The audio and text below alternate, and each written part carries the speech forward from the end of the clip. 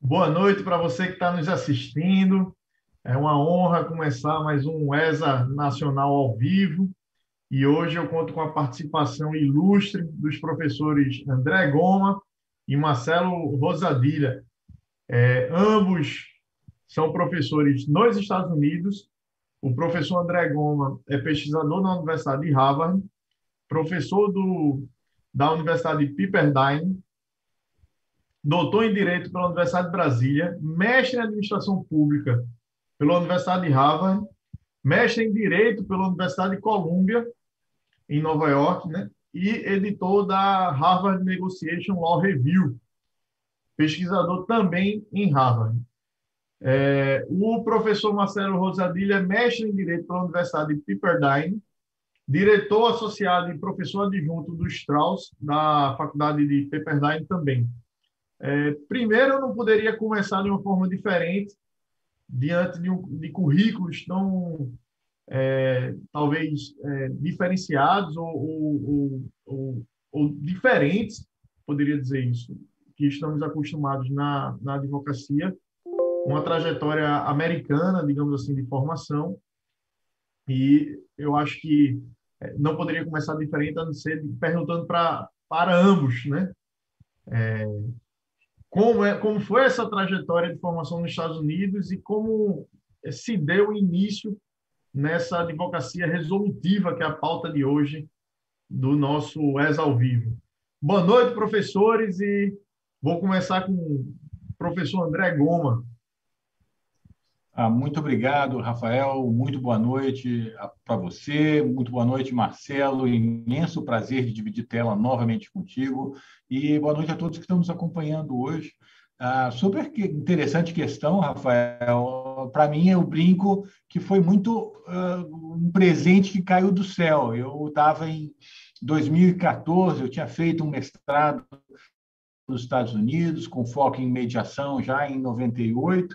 E muitos anos depois, eu era muito apaixonado pela ideia de conhecer o que era o modelo de mediação da costa oeste, que é onde fica Pepperdine, Califórnia, né?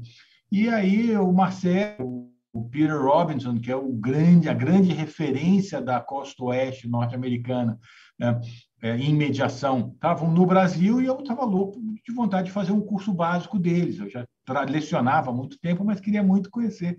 E tive a oportunidade, então, de conhecer o Peter na época, o Marcelo, e foi uma interação muito boa.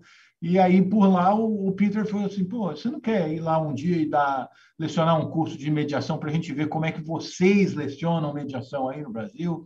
Aí eu falei, claro, para te falar a verdade, até não entendi bem a pergunta. Ele está me convidando mesmo para isso? Então tá bom. Tipo, quase lembra a época do Collor, não sei se você se recorda disso, que levou o pizzaiolo brasileiro para a Itália. Você se lembra disso, Rafael? Tava dizendo, pô, eles estão chamando um pizzaiolo brasileiro para a Itália, mas... E aí eu fui, gostaram. Eu tenho lecionado mediação em uma outra matéria de exercício de liderança em resolução de disputas. E, por sorte, os alunos têm respondido bem, tenho continuado lá. Marcelo, passa a bola para você. Pô. O Kiko tinha me mutado aqui. Professor Marcelo, eu vou lhe passar a bola, mas eu já vou passar aquecida. O professor André falou que a costa oeste americana tem um método próprio de resolução de conflito. Como é isso? Eu não estou sabendo dessa geografia. Não, tá mudo. Obviamente, né, eu não estou acostumado a usar o Zoom. Não é só a costa oeste, mas sim cada estado, né? Por ser uma federação, aqui os estados têm uma lei muito específica para cada coisa, inclusive para a mediação. Difere muito. O André pode falar muito mais de como é a costa leste ou o nordeste americano. Por exemplo, na Flórida, para ser mediador, precisa ser advogado. Na Califórnia não precisa. O que se precisa para ser mediador na Califórnia é uma impressora onde você pode imprimir o seu cartão dizendo Marcelo Rosadilha, mediador. Mas, claro, que isso tem a ver com a sofisticação do mercado na Califórnia, que já está acostumada com a mediação. Os advogados já entendem o valor e a eficácia da negociação, da mediação, de todos os outros métodos de resolução de disputas. Então, não sei se eu posso dizer que a costa oeste é tão diferenciada assim. Claro que existe um parecer ou até um estereótipo. Quando nós falamos de mediação, usamos uma grade chamada de Riskin's Grid, que é de um professor Len Riskin, que ele criou uma grade para denominar os estilos de mediação mais avaliativos, mais facilitativos, etc. Então, usamos, claro, a Califórnia como um exemplo de uma mediação mais facilitativa e mais ampla, né? Mas isso não necessariamente quer dizer que a mediação ou os métodos de resolução de disputas sejam tão diferentes assim, a parte do que a lei diz. Muito pelo contrário, a grande maioria das mediações que eu faço aqui, as mediações comerciais, são totalmente avaliativas, né? São a grande maioria lideradas por juízes aposentados, que chegam na mesa de mediação e esperam que o bailiff, né, que é aquele xerife armado, anuncie as partes e espera também que as partes levantem e deem um all rise, aquela história toda. Mas, então, não sei, eu posso estar falando alguma besteira. O André conhece muito mais que eu. E, então, vou fazer a pergunta para o professor André. Existe uma teoria geral da negociação aplicada em qualquer lugar? Como é que funciona? Eu acho que o californiano ele tem um pragmatismo extraordinário e um detalhe muito curioso. Esse modelo facilitativo, quer dizer, o mediador ele senta e ajuda as pessoas a negociarem melhor, a entenderem seus interesses, opções, quais são os sentimentos que estão eventualmente obstaculizando a compreensão. Esse modelo facilitativo é um modelo muito bom e muito importante em muitos casos. Só que na costa leste se tornou quase como importante tentar começar por isso. E na costa oeste teve uma visão bem pragmática, de que era o seguinte, olha, o que o advogado quer? E muitas vezes o próprio cliente dizia, pô, eu já sei negociar, eu consigo virar e me expressar em relação aos meus interesses, administro bem minhas emoções para que as minhas emoções não controlem o caso, sim eu controle as minhas emoções. Agora, eu preciso que alguém vire para ele e fale, para outra parte e fale qual é a probabilidade de êxito que ele tem para ganhar e que eu tenho para ganhar. E a gente, né? Que é uma visão, inclusive, que no Brasil o pessoal gosta muito pouco, torce muito o nariz. Né? E que tem grande importância, até porque, quando a gente começa a pensar, a gente não quer que as pessoas de direitos em mediação. A gente quer que as pessoas construam soluções melhores. Né? Então, eu acho que assim, um dos pontos, até eu sou super fã do professor Peter Robinson, de Pepperdine, né? Que ele fala o seguinte, olha, tem o técnico de como é que a gente faz concessões. Qual é a frequência com que você vai ceder do ponto A para o ponto B de uma forma não planejada, não intencional, a outra parte pode estar esperando que você chegue.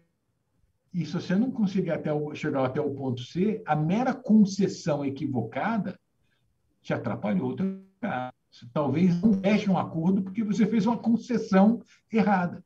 Né? Eu acho que, assim, são esses detalhes que o pessoal da Costa Oeste compreende muito bem. E eu acho, Marcelo, me corrija se eu estiver errado, mas com menos dogmas de que facilitadora. Né? André, cortou um pouquinho o final que tu falaste, menos dogmas de que a mediação ser facilitadora. Sem dúvida. E aí eu volto ao que eu disse.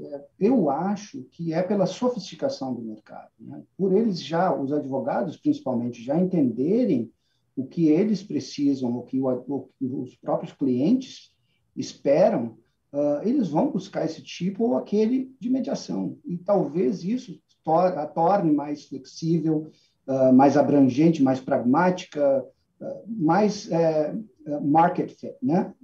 Que é mais adequado para aquele tipo de problema que ele está tendo. Sem dúvida. Falando de pizza, Rafael, deixa eu só contar. Falando de pizza, a live é sua. Len Riskin, que o Marcelo fez referência. Sabe que a Pizza Hut resolveu abrir uma pizzaria em Nápoles. né? E os napolitanos ficaram furiosos. Como é que a Pizza Hut está abrindo uma pizzaria em Nápoles e assim por Que diante? audácia, E né? reclamaram muito. Como reclamaram muito, né, de Pizza Hut em Nápoles é um insulto, né? E curiosamente o próprio Len Riskin ele fala é a mesma coisa de mediação avaliadora, né? Não dá para você virar e dizer, ó, isso não é mediação, ou como os italianos falaram, isso não é pizza. Pô, tem as características básicas e tem gente que quer. Então, é isso. Então, a gente pode dizer que o Brasil adotou mais o perfil da costa leste até e essa visão da costa oeste é algo inovador que a gente está trazendo? E sim, e eu diria até que no Brasil a mediação facilitadora ganha o nome de modelo de Harvard, né? Que é curioso porque não nasceu em Harvard, nasceu em São Francisco. Mas chamaram de Harvard, então tá bom, né? E até uma curiosidade, quando eu comentar esse detalhe no Harvard Mediation Program, né? Eles falam assim, é mesmo que eles chamam disso?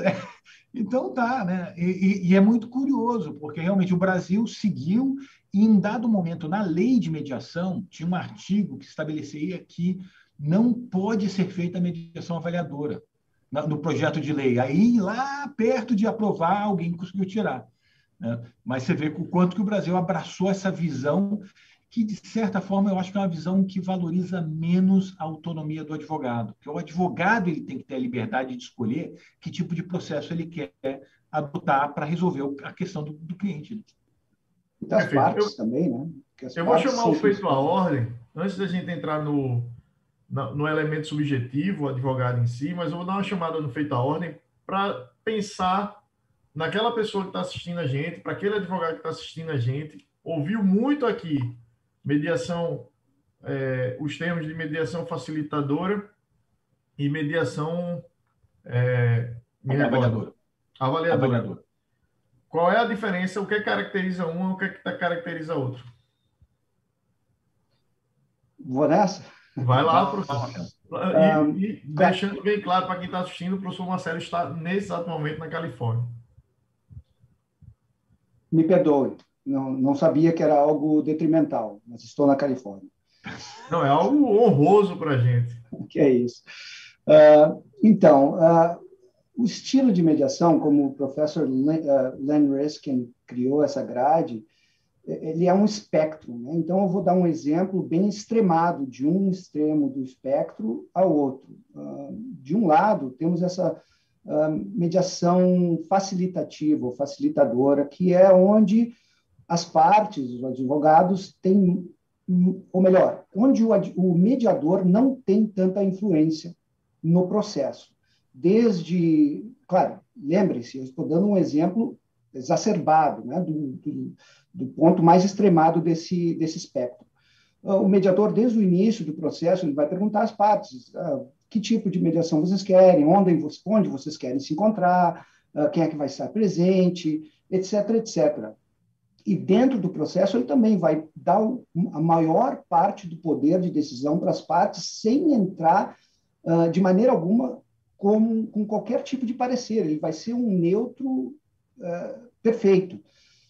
Claro, vocês devem estar pensando, existe? Não, não existe. Nós não somos neutros, né? Nós não somos pessoas isentas de qualquer tipo de julgamento. Mas isso é a teoria da mediação facilitativa. Então, dentro do processo, o mediador vai perguntar o que vocês acham, o que vocês querem. As partes vão comandar, basicamente, o processo. O mediador não vai entrar em razão de direito, não vai entrar não vai mencionar qualquer outro tipo de assunto que não seja de interesse das partes, que não tenha vindo à pauta. Então, esse é um exemplo exacerbado de mediação facilitativa. Do outro lado do espectro, temos a mediação avaliativa, que é exatamente o oposto. Geralmente, quem faz as mediações avaliativas são juízes aposentados. Por quê? Porque eles estão acostumados à tomada de decisão. Eles estão acostumados a controlar o processo. E, muitas vezes, as partes vão buscar esse tipo de mediador porque é isso que elas querem.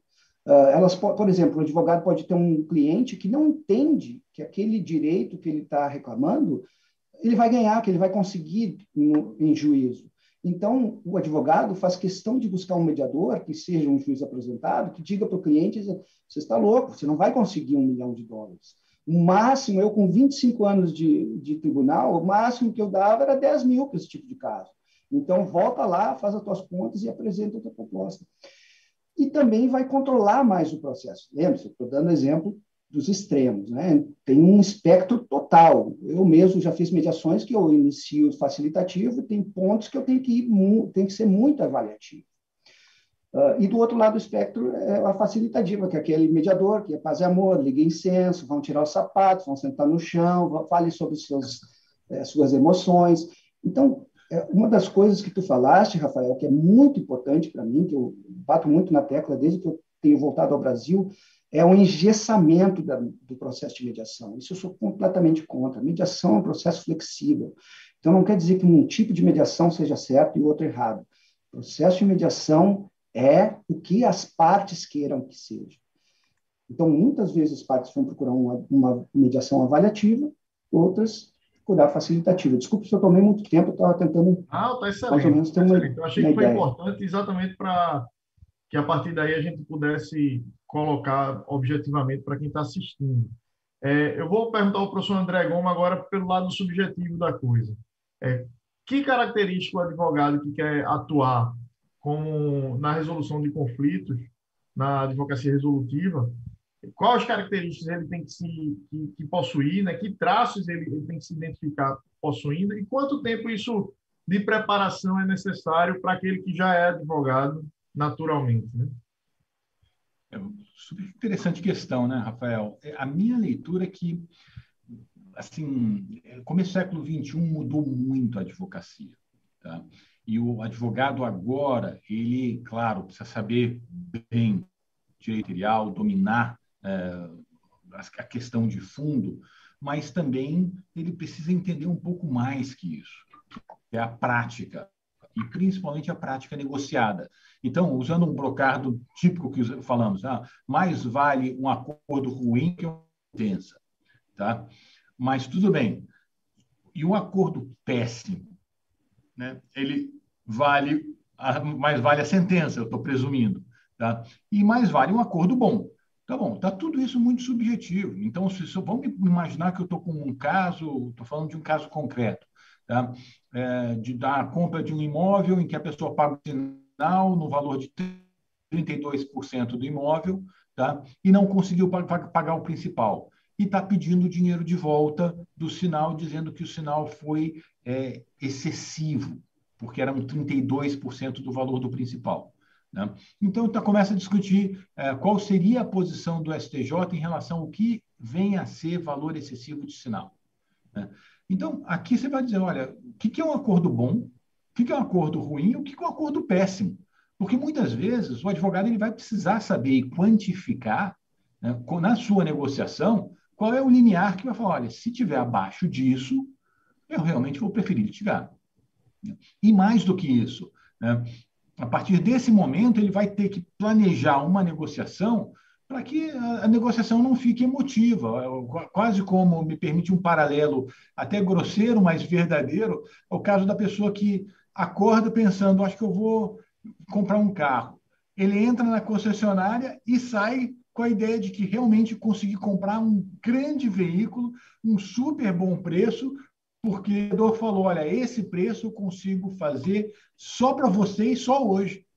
Quer dizer, esse conhecimento de negociação permitir ser persuadido pela outra parte não cabe mais com um advogado moderno. O advogado moderno, fazendo o paralelo, ele vai ligar para todas as outras concessionárias, vai fazer a pesquisa online no FIP.org, vai verificar onde ele conseguiria uma alternativa para a concessionária, e quando vai conversar com a concessionária, ele já sabe, olha, o melhor preço que eu já consegui foi X. Então, eu tenho que negociar para ficar abaixo de X. Ele já tem essa melhor alternativa para um acordo negociado. Né? E a mesma coisa se fala na negociação dos sinais. A diferença é, o advogado ele precisa ter uma ideia de, olha, o meu patamar de negociação é esse, porque a minha expectativa do STJ decidir dessa maneira é uma. Né? Então, no fundo, o advogado ele hoje passa a ser um profissional muito mais completo, não só de conhecimento de direito material, mas também de conhecimento de práticas e técnicas que vão fazer esse direito material vivo. E, inclusive, assume uma responsabilidade até mais relevante, porque termina antecipando essa posição, né? Então, funciona como um julgador ali na, enfim, na posição do cliente prognóstica, né, digamos assim, diagnóstica do resultado. E para ele chegar, qual é a preparação? Quanto tempo? Quanto tempo dessa preparação? Marcelo, eu acho que você é a pessoa perfeita para falar, até porque assim, me permita, Rafael, fazer a referência. O programa de mestrado de Pepperdine foi 13 vezes número 1 no ranking da revista US News World Report nos Estados Unidos em resolução de disputa. Que qualquer um pode falar a esse tema, né? Obrigado, André. Muito modesto da sua parte, mas eu volto ao que você estava falando. Eu acho que tem a ver com essa nova leva de advogados, né? Por exemplo, a grande maioria dos nossos estudantes de direito que escolhem fazer o direito na Pepperdine, eles vêm exclusivamente em razão da existência do Strauss Institute, que ensina a resolução de disputas. Por quê? Porque eles já entendem a necessidade desse tipo de skills, de habilidades, né, que é necessário um advogado.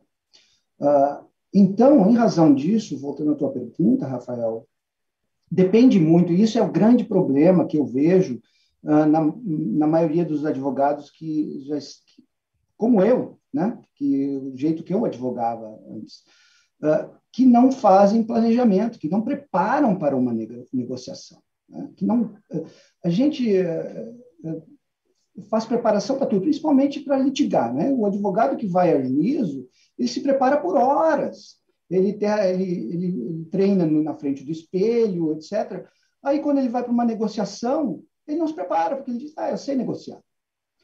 E isso é uma grande falha. Então, a resposta para essa pergunta, o quanto, né, qual a quantidade de preparo que um advogado tem que ter para a negociação, depende muito. Eu sei que é meio que clichê, né, falar que depende. Mas depende. Depende das partes, depende do objetivo das partes, depende da expectativa das partes, depende da percepção que a gente tem da outra parte, quais os objetivos da outra parte, depende das emoções envolvidas, depende do próprio, do que está sendo negociado, do valor do que está sendo negociado, depende do tempo. Então, eu não tenho como dizer demora 48 horas ou demora 2 meses.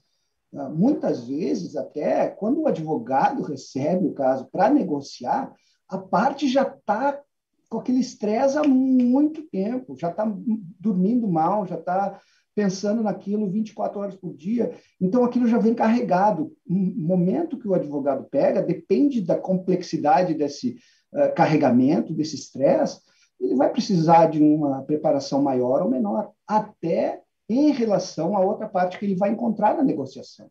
Se eu for fazer uma negociação e eu vou encontrar o André, eu sei que eu não preciso planejar muito em relação a ele. Por quê? Porque eu já sei que o André entende o valor de ser colaborativo, o valor de ser honesto, de ter lisura, de ter uma reputação como profissional. No entanto, se eu for negociar com um advogado que eu não conheço, ou que é conhecidamente um negociador não muito limpo, etc., eu vou ter que me preparar mais para isso. Mas não quer dizer que eu não vá ter que me preparar para o resto todo da negociação. Não. Eu não sei se eu respondi a tua pergunta, mas eu acho que não tem uma... alguma coisa? Eu tenho, desculpe trazer, esse exemplo até a gente usa no curso de negociação estratégica de advocacia resolutiva, que é de 2 advogadas, isso aqui é um caso real, viu, Rafael? 2 advogadas em Brasília, isso aqui tem quase 20 anos, né? Que compraram um imóvel, cada uma, praticamente no mesmo mês. Tá? Uma saiu só para fazer um mapeamento do que estava disponível, entrou num estande de venda, viu um montão de gente comprando, viu o sininho tocando toda vez que um imóvel era vendido ou reservado, e ela saiu e ligou para outra amiga, advogada também, e falou assim: nossa, fechei um super bom negócio, porque esse fim de semana estava uma promoção especial, né? E ela realmente caiu na história do corretor, né? Ali da incorporadora. A outra era advogada, trabalhava com questões penais, e ela sabia, olha, eu nunca fiz um curso de negociação, eu não trabalho especificamente com isso, vou conversar com um advogado que eu conheço que já fez curso de negociação, e gosta do tema, tá se aprofundando, né? E aí sentaram e fizeram um planejamento de 3 horas, né? Que é esse ponto que o Marcelo falou. Você vai negociar com alguém com quem você já tem um vínculo e você confia, é uma coisa, é como uma dança. Eu estou dançando valsa, mas o advogado ele tem que estar pronto para fazer uma dança de escorpiões também. Eu vou negociar com alguém que não é uma pessoa colaborativa comigo, que se vai jogar duro, eu tenho que saber jogar duro, né? Então, foi isso, 3 horas de preparação. Qual é a diferença? Aquela advogada que entrou no estande de vendas e saiu, ela praticamente gastou o equivalente às economias de uma década. Uma década. Se você considerar que ela consegue economizar 20% do salário dela, né, foi este grau de equívoco. E claro que a outra amiga não vai dizer por quanto fechou, que fui conversar com a Márcia e eu tive que mentir o valor que eu paguei no meu apartamento para mais, porque estava constrangido, né? E acho que a outra nunca ficou sabendo, né? Então, veja, e eu brinquei com ela, falando assim, poxa, se você for computar quanto que você economizou por hora de preparação, você vai ver, nossa, foi a hora que você mais ganhou na sua vida. Aí ela riu, é muito amiga, riu e falou, exato. Então, acho que talvez não tenha investimento maior do que você realmente aprender a negociar e, mais do que isso, aprender a negociar, que é algo que a gente provavelmente demora alguns anos, né, Rafael? Vou aproveitar para fazer a nossa divulgação, porque a ESA Nacional está com os professores André Goma e o professor Marcelo Rosadila num curso, lançando hoje, o curso de Negociação Estratégica e Advocacia Resolutiva. É um curso de 40 horas. Você pode assistir em qualquer horário, exceto a última aula. Essa última aula será ao vivo, porque ela tratará um caso concreto. Não é isso, professor? Como é que é? Explica essa última aula para o pessoal entender como é que é essa última aula ao vivo. Então, os participantes vão ter a oportunidade de fazer uma negociação de um caso concreto, tá? E se me permite, Rafael, não quero concentrar muito, mas foi um caso real e que determinadas partes estavam discutindo de novo uma casa na Praia do Forte, né? E o facilitador olhou e falou assim: olha, eu estou vendo que eu tenho 2 advogados que realmente vestiram a camisa dos seus clientes. Isso é muito bom. Anote num pedaço de papel qual é a probabilidade de ganho, né? Aí os 2 foram, anotaram um pedaço de papel e entregaram ali para o facilitador, né? Aí ele falou: olha, a notícia boa é que realmente os 2 advogados vestiram a camisa dos seus clientes. A notícia que eu não sei se é boa ou não é que a soma do percentual tem 2%. E ela tinha que dar 100%. Então, me parece que vocês estão precisando de um apoio, um acordo aqui. Vocês estão precisando de um apoio para a gente poder definir parâmetros dessa negociação. E é exatamente este caso que o participante vai negociar como se fosse um caso real. Prática pedagógica bem inovadora, e eu acho que para quem gosta de direito, para quem gosta de negociação, certamente vai se encantar com o exercício. Então, tá no site da ESA Nacional, em promoção, qualquer coisa, vai lá se você tem interesse de se aperfeiçoar. Até porque não é porque a pessoa tem um hábito, uma autoimagem de que é boa negociadora, que isso quer dizer que na prática profissional ela vai ser, não é isso, professor Marcelo? Sem dúvida. E isso, para mim, sempre foi uma coisa fascinante do direito, nós, como advogados, termos esse fascínio multidisciplinar, né? Cada causa que nós recebemos nos faz aprofundarmos em que seja o assunto e conhecermos mais, etc, etc. Então, o estudo da negociação nada mais é do que isso, é nos aprofundarmos em outras disciplinas que têm a ver com a tomada de decisão, como o cérebro funciona, como funcionam as emoções em uma negociação, os erros cognitivos que temos, etc, etc. Então, o advogado de hoje em dia, como estava dizendo o André, ao advogado de hoje em dia, é imprescindível o estudo e o entendimento de como nós funcionamos como pessoas, como nós negociamos como advogados para os nossos clientes, o que os clientes esperam, o que vamos conseguir tirar dessa negociação. Então, eu sou meio suspeito para falar, mas, a meu ver, é imprescindível o advogado de hoje em dia entender de negociação, principalmente para não fazer algo completamente contrário ao que o cliente quer. Eu já vi muitos casos em mediação que o cliente parecia que ele não queria estar ali, que ele estava vendo que o advogado estava levando para um lado o processo que ele nunca quis levar. E eu pedi para o advogado várias vezes, posso conversar com o seu cliente? E descobri do cliente que o cliente queria não era nada aquilo do que o advogado estava pleiteando ali. Então, o advogado tem que entender que ele é um pacificador. Quem somos nós como advogados? Nós somos as pessoas que resolvemos os problemas dos outros.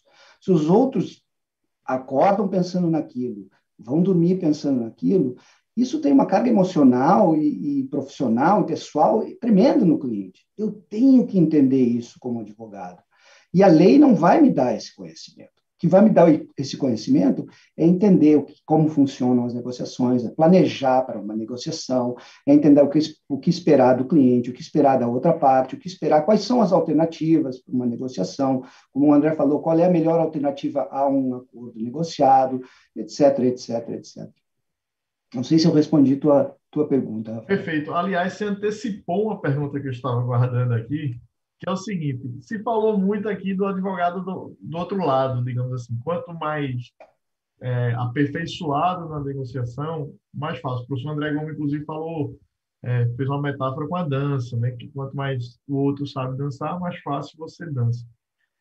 A minha questão é o seguinte: às vezes o cliente também precisa entrar nessa dança e ele não tem muito esse gingado todo, digamos assim, para a negociação. Parece que o apego ao litígio é algo que conforta a alma do cliente. E como é que o advogado, para atender este lado do cliente e buscar a solução do conflito, que às vezes não é o que o cara quer, como se posicionar? Inclusive, qual é o comportamento ético nesse caso? Porque você tem que pensar, eventualmente, você está indo contra o interesse do âmago, digamos assim, do seu cliente. Como lidar com isso? É uma questão, para mim, existencial, digamos assim, na negociação. André? À vontade. Eu ia dizer... Eu gosto muito daquela fala do cliente que, olha, eu pago um boi para não entrar, mas uma boiada para não sair, né? E eu acho que o advogado ele tem que falar, ok, quanto que é um boi? Quanto que é uma boiada? Quanto são várias boiadas? E quanto que é uma espécie inteira de gado, né? Porque a gente precisa ter uma definição mais clara, quantificável, do que a pessoa está disposta a engajar. Pegar um exemplo, de novo, também real, de dois sócios, em que, no final de ano, um deles bebeu um pouco além da conta na festa comemorativa de final de ano e soltou uma cantada na esposa do sócio, tá? Mas isso daqui virou um conflito que durou anos, né? E realmente o pessoal botando boiadas para não sair, a empresa indo mal nesse conflito. Então, muitas vezes é sentar e falar, olha, eu estou vendo que você está realmente muito aborrecido e eu quero sentar contigo para a gente ter o caso. E em um aspecto, eu posso dizer, não vão ser muitas boiadas que vão retroagir no tempo e fazer com que o teu sócio deixe de falar aquela asneira que ele falou. Tá? Então, a minha preocupação é essa. Não volta. A minha preocupação é a gente estar colocando dinheiro bom em cima de saliva ruim, né? E como é que a gente vai planejar isso? O que vai ser necessário? Né? E aí é o que o Marcelo estava falando, tem muitos vieses cognitivos. Ele começa a falar, pô, ele é um crápula de dar em cima da minha esposa, então quer dizer que ele, vamos dizer assim, roubou dinheiro e a contabilidade não está clara porque ele roubou, sabe? Então tem uma série de componentes emocionais que atrapalham. E, de novo, Marcelo, eu digo o seguinte, teve 3 cursos na minha formação que, para mim, foram importantíssimos. Um foi o de negociação. É um curso que eu usei e uso a vida inteira.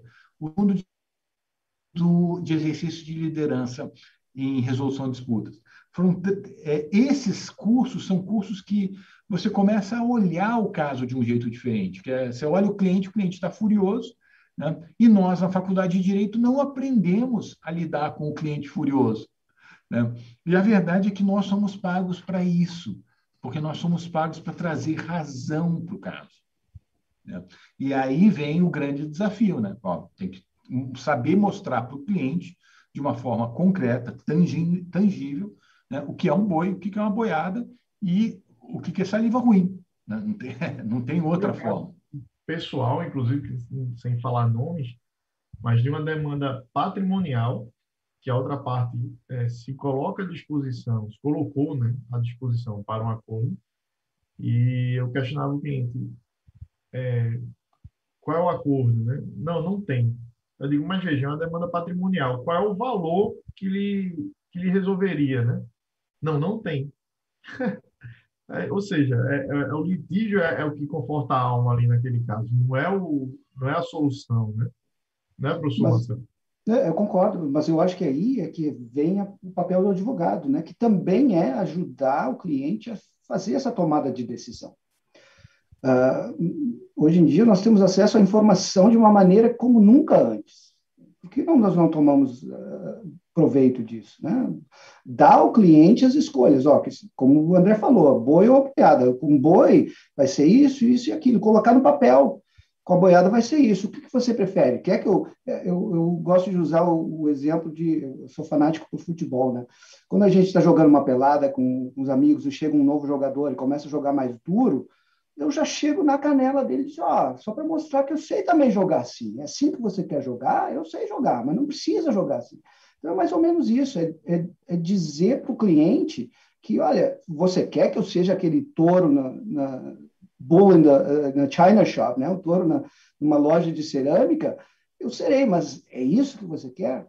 Que a gente vai chegar? Qual a conclusão disso? Sempre tendo em vista que a gente tem que fazer o que o cliente quer. Mas antes de fazer o que o cliente quer, a gente tem que informá-lo para que ele consiga tomar uma decisão informada sobre o que é melhor para ele. Eu já estou dando mais dicas do curso do que deveria. Por favor, todo mundo faça o curso que vale a pena. Perfeito. O ministro Luiz Roberto Barroso, recentemente, em sessão do STF, disse que o advogado do futuro é o advogado que não propõe ação, né? É o advogado que busca a resolução do conflito. O ministro está certo? Qual a opinião nossa em relação a isso? Perdão, eu não Marcelo, entendi a pergunta, Rafael. Eu não entendi a o pergunta. ministro Luiz Roberto Barroso disse Entendi. que o advogado do futuro é aquele que não propõe ação, né? Que busca a solução do Sem conflito. dúvida. Propor ação. Sim e não. Vamos por pares. Eu concordo por um simples conceito, que é muito melhor colaborar do que competir. Isso é provado já. Isso é cientificamente provado. Porém, existem casos, por isso que também eu sou contra a ter a mediação como uma tábua de salvação para todo tipo de conflito. Não é. Porque para cada caso, como nós falamos talvez antes, tem o seu tipo de método de resolução e tem o seu estilo de processo. Então, muitas vezes, o tipo de conflito que nós temos precisa daquela tutela do Estado, precisa que nós vamos ao tribunal para receber aquela tutela do Estado. Mas muitas, e talvez a grande maioria, não precisa. E o que é bom é que a grande maioria dos litigantes, vamos dizer assim, comerciais, já estão se dando conta disso. Já estão se dando conta, por quê? Porque estão vendo que eu perco tempo e dinheiro indo a juízo. Enquanto eu posso resolver isso aqui, mesmo que eu perca 10% do que eu acho que poderia ganhar, eu me livro disso, me livro desse shackle, né? dessa bola com a corrente. Grilhão. Como é que se chama em português? Grilhão. Grilhão. Muito obrigado, Portugal. Eu me livro desse grilhão e sigo meu caminho, sigo minha companhia, meu business, né? Meu negócio, sem ter que lidar mais com isso. Então, muitos clientes já estão se dando conta disso. Não sei se eu respondi a tua pergunta, se eu esqueci de alguma coisa. Eu adorei a resposta, Marcelo. Eu acrescentaria também um detalhe, Rafael. Nosso sistema público de resolução de disputas, o judiciário como um todo, ele é desenhado, ele é concebido, eu brinco, como um restaurante que avalia, serve e qual o tempo de entrega do prato, mas nunca qual é o sabor do prato, se as pessoas estão gostando, é saudável, está fazendo bem para o corpo de quem come, né? Então, o nosso sistema ele é um sistema direcionado a soltar decisões. E, ao mesmo tempo, né, o advogado é o grande referencial de conseguir uma solução para aquele caso concreto, né, que satisfaça o cliente. Então, o curioso é que a gente está encontrando um sistema hoje, século XXI, que caiu nas costas do advogado achar a solução que satisfaça o cliente. E ele vai ter que conseguir olhar por uma lente mais pura do caso, sabendo, olha, quando é que ele vai ter que litigar, porque tem vezes que realmente o litígio é necessário, a opção é um péssimo acordo, né?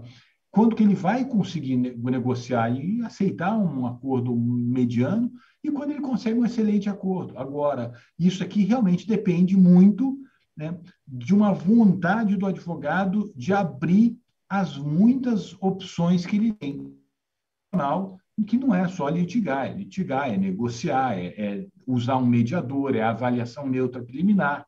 Esse nosso caso, simulado do curso, tem uma avaliação neutra preliminar que, desculpa, Marcelo, mas é a primeira vez no Brasil que a gente tem um exercício simulado que tem avaliação neutra preliminar. Então, acho um detalhe muito interessante, sabe?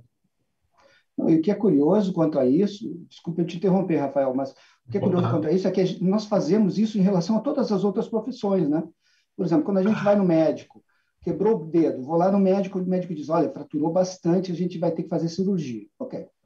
Aí passa 5 meses, depois cortou o dedo, só um cortezinho, aí vai lá no médico, o médico diz, cortou cirurgia. Como assim? Eu não vou mais nesse médico. A gente não volta mais lá. Por quê? Porque nós entendemos que aquilo ali não precisa de uma cirurgia para um corte no dedo. E nós não fazemos isso na advocacia, né? E principalmente quando temos todas essas opções. Por isso que a negociação é tão importante para o advogado entender.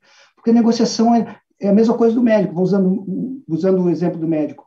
O que é melhor? É eu chegar lá quando já estou com um problema gravíssimo, ou é ir fazendo visitas preventivas ao médico para ver como é que está meu colesterol, como é que está etc., meu sangue, etc., etc.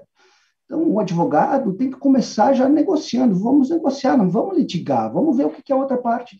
Quantas e tantas vezes eu fiz uma mediação que as partes, ao se comunicarem pela primeira vez decentemente, civilizadamente, elas dizem, nossa, eu nunca tinha visto por esse lado. Nunca tinha visto por essa perspectiva.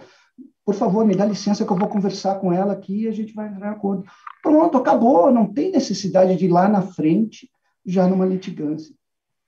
Desculpe que eu só me lembrei de acrescentar isso. Excelente. Como a gente caminha para o nosso horário final, queria que vocês me permitissem fazer uns recados da ESA Nacional aqui, que é, primeiro, convidar todo mundo para assistir na próxima terça. Tem uma live dessa, tem uma ESA ao vivo, às 7h30 da noite. sobre eleições e novas mídias, desafios e perspectivas. Nela, com Ricardo Campos, professor da Universidade de Frankfurt, Aline Osório, secretária-geral do TSE, e Marilda Silveira, doutora da Universidade Federal de Minas Gerais. E também convidar todo mundo que, a partir do dia 23, na sexta-feira, estarão abertas as inscrições para a nossa Semana Jurídica, que vai ocorrer do dia 9 ao dia 13 de agosto, ao vivo aqui, com temas sobre Lei Geral de Proteção de Dados e seus reflexos, além de diversos outros temas do ramo jurídico. Professores, agradeço em nome da ESA Nacional terem aceito o convite de participar desse ESA ao vivo, assim como terem aceito gravar um curso de advocacia resolutiva, e concedo a palavra, inclusive, para as razões finais, digamos assim, as despedidas, e reforçar o convite a todo mundo que gostou do tema, quer advogar com mais técnica, quer se aprimorar, quer conhecer mais sobre negociação estratégica e a advocacia resolutiva. Nós estamos com o curso hoje lançado, já em inscrições abertas, em promoção, com os professores André Goma e Marcelo Rosadilha, que aqui vos falam. Vou começar dessa vez agora com o professor Marcelo. Professor Marcelo, para as despedidas, e a gente termina com o professor André. Pois não, Rafael, um grande prazer estar aqui. Muito obrigado pela oportunidade.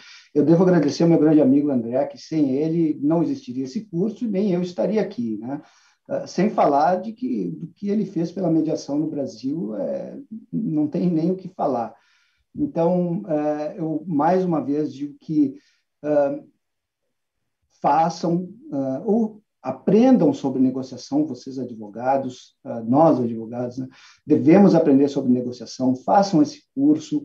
Eu tenho certeza, Abraham Lincoln, o presidente Lincoln, já dizia lá atrás que o advogado deve encontrar maneiras de resolver os problemas dos seus clientes sem litigar, e que isso não vai deixar com que o advogado não tenha clientes. Muito pelo contrário, quanto mais ele resolver os problemas dos seus clientes rápida e eficazmente e eficientemente, mais clientes ele vai ter, porque a reputação dele vai ser como aquele advogado que solucionou o meu problema como era melhor para mim, que eu entendi que era melhor para mim. Então, mais uma vez, obrigado, André. Eternamente grato por seu convite tão gentil como sempre, e parabéns, essa iniciativa que o André teve como todas as outras, inacreditavelmente eficaz, necessária e sensacional. Obrigado, Marcelo. Você é realmente um grande amigo, muito querido, muito competente. Eu comento que assim, esse curso teve duas pessoas espetaculares que colaboraram e que têm um currículo extraordinário, mas mais do que isso, sabem negociar, né? Sabem transformar um litígio em saídas criativas e valorosas para o cliente e para o próprio advogado. Marcelo, você é a quintessência disso. Você é realmente um advogado espetacular, um colega, um professor, e tenho muito prazer e muito orgulho de considerar um amigo próximo. Viu? Muito obrigado. Eu termino, Rafael, acho que tem assim, uma história muito curta para contar, mas que eu acho que é muito relevante para esse curso. Quando eu estava em 98, uma das matérias mais disputadas era negociação na Universidade de Colômbia, né? E aí tinha uma moça, acho que eu nunca te contei essa história, Marcelo. Eu adoro ela. Tinha uma moça que tinha sido aceita em Harvard, mas resolveu ir para a Colômbia, porque ela queria morar em Nova York, ok. E porque ela tinha sido aceita em Harvard, ela achava que ela tinha que ter benesses na universidade, eu não sei por quê. E ela não lá nas escolhas de matéria e por isso não pegou.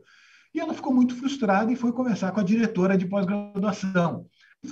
Argumentou, não conseguiu, e ela falou, olha, desculpa, a turma está lotada. E ela saiu e falou, puxa, abri mão de Harvard por isso. E aí ela sai da sala da diretora de pós e bate a porta. pum! Eu brinco falando assim, cara, foi a negociação perfeita. A única coisa que faltou foi ela abrir a porta e dizer, viu como eu não sei negociar? Eu preciso fazer essa matéria. E, e aí eu brinco dizendo, olha, é uma matéria que lá atrás já era muito, realmente muito complicada de assistir, né? Muito demandada, né? E são competências, e eu brinco isso porque são competências que a gente usa não só na vida profissional, mas também na vida pessoal, né? Então, assim, nesses que eu tenho lecionado, negociação, mediação, eu posso dizer que todos os alunos sempre trazem uma visão de que esse aprendizado é transformativo. Poxa, consegui me relacionar melhor com meus pais, minha esposa, meu marido e assim por diante. Então, considerem isso um investimento não só profissional, mas também pessoal, mas principalmente para todos aqueles que verdadeiramente se esforçarem em incorporar as técnicas no seu dia a dia. Não é só assistir, vai ter uma série de tarefas e exercícios que quem for assistir o curso tem que aplicar para poder tirar todo o potencial que o curso traz de mudança na vida de cada um que participa. Rafael, muitíssimo obrigado por abrir essa oportunidade, muitíssimo obrigado por abrir assim, a ponte entre essa iniciativa, que é o EIFA do Brasil, que surgiu no Harvard Innovation Lab como uma proposta de facilitar para os advogados uma visão mais resolutiva do direito. E aí, eu até fiz a referência para o Harvard Innovation Lab, esse aqui é o principal projeto que nós estamos apostando para o Brasil, para esse projeto de mudança social. Então, assim, agradecendo imensamente no seu nome, na pessoa da Escola Superior da Advocacia, né, e nos colocando à disposição. Perfeito. Foi fantástico estar aqui com vocês. Nós que agradecemos. Pessoal, como tenho terminado sempre, desejo saúde nesse tempo de pandemia e que todos vocês estejam bem e continuem bem. Forte abraço e até a próxima terça-feira.